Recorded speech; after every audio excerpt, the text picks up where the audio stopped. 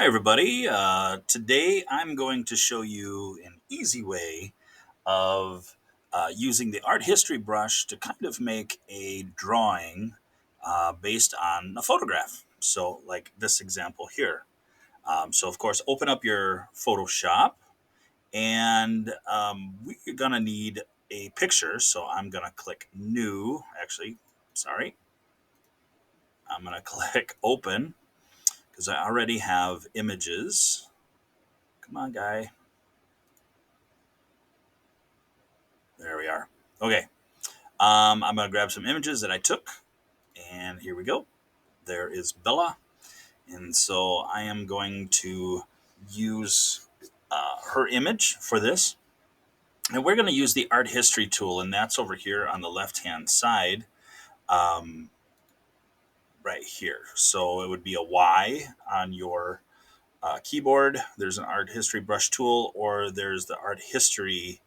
Um, there's a history brush tool and an art history brush tool. We're going to use the art history brush tool.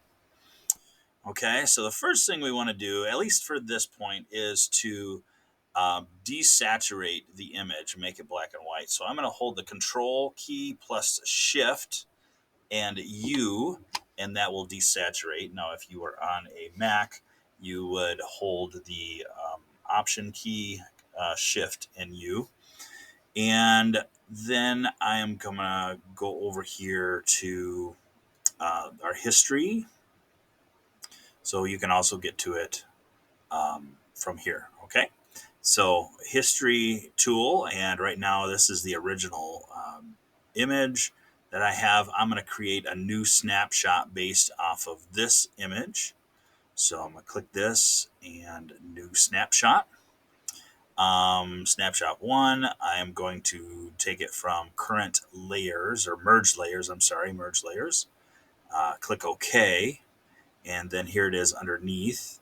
And so I'm going to click on the box. So now I'm not using this layer, but I am using the snapshot layer. Okay, I can get rid of that.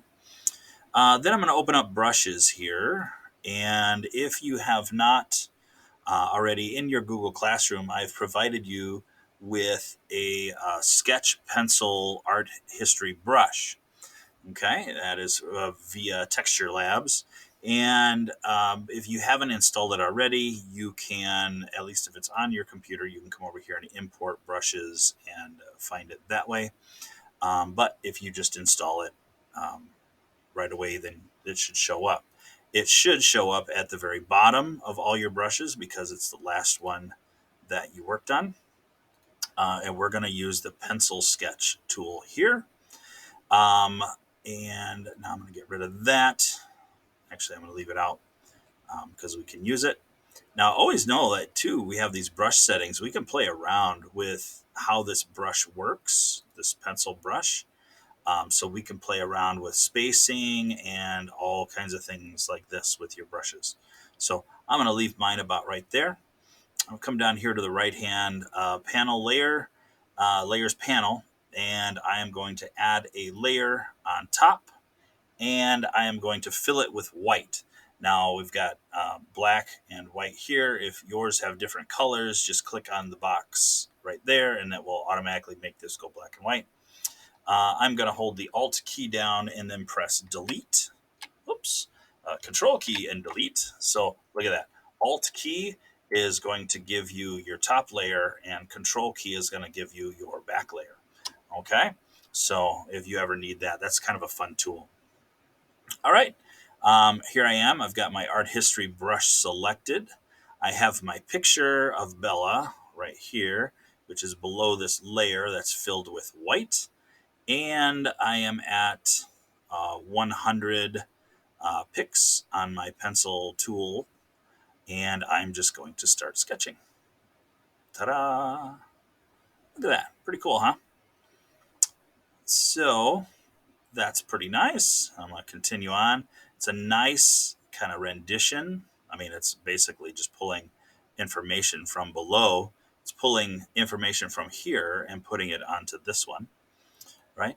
I like doing these because you can kind of slowly build your image. that. It's a quick image. Works. Come there. Okay. Keep going with this over here. Build up some more of her outer. I like doing this, like these little half faces. They just, I don't know, they're kind of cool, I think. We do have this brush kind of works. I mean, it works okay. It does work kind of funky. So basically, what happens is it's going to take and find the contour of the image that's underneath it, and then kind of put lines around it. Now the problem is sometimes it finds the contour, and all it does is let me zoom in here. It just goes around it. It doesn't actually fill anything in. So what I want to do here is just kind of fill in a little bit more. A lot of times they're hard edges, so eyeballs, nostrils, that kind of thing. To help with that, though, I'm going to use this pencil sketch fill tool. All right. And in this case, I'm going to use it sparingly, but I'm just going to use it to kind of fill in some of the prominent places. And on this sketch of Bella is the eyes. We want to fill those in. That's a big one. And also kind of some of the white here in the nostrils. So I'm not going to do all of the eye. I'm only going to fill in like little sections of it to just kind of enhance it. Otherwise, what'll happen is this thing will just turn into a big black blob, all right, and it just won't look right. Okay, so I'm going to take my time here and fill in some of these prominent parts that are important to the image. There we go. There, just like that, just real simple. And then let's see here. Let's scroll back out. So there we go. That's pretty neat, huh? You can play around with it now. Remember when I originally started, we desaturated the picture, okay? And some effects, some fun effects can be done if you don't desaturate the picture and you just continue on, much like this one. So the one with Landry here, I just started from scratch. I didn't desaturate, and just so it produces what looks like a colored pencil sketch.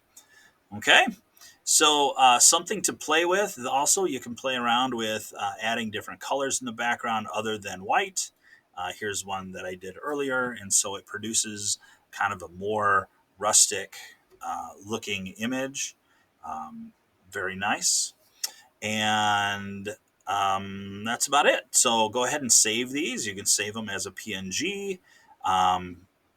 Remember, it's going to give you a nicer format, and then turn them in. All right. Hope you enjoy this and have a lot of fun with it.